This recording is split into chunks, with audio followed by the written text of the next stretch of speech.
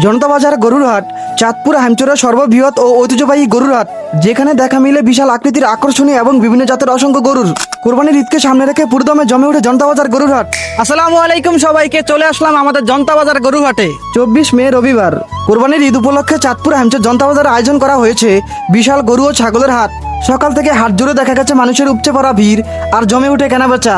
প্রকৃতির মনোরম পরিবেশ আর খোলামেলা বিস্তৃত জায়গার মাঝে অবস্থিত এই জনতা বাজার গরুর হাট।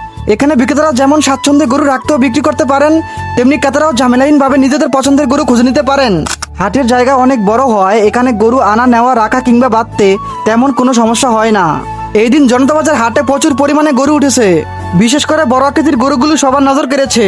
ছোট মাঝারি বড় সব ধরনের বিভিন্ন জাতের গরু দেখা গেছে এই দিন হাটে। কেউ এনেছেন নিজের খামারের গরু, আবার কেউ বিভিন্ন এলাকা থেকে কিনে এনে বিক্রির জন্য তুলেছেন।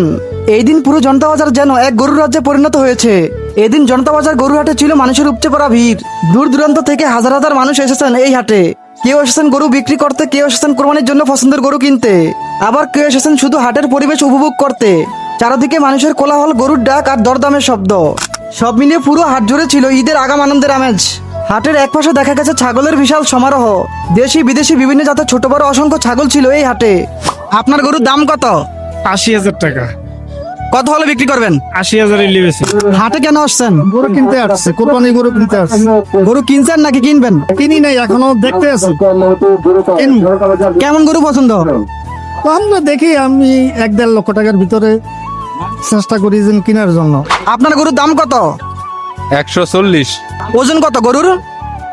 ওজন 4 মণ 30 কেজি হইব। শিওর? জি। কত হলে বিক্রি করবেন?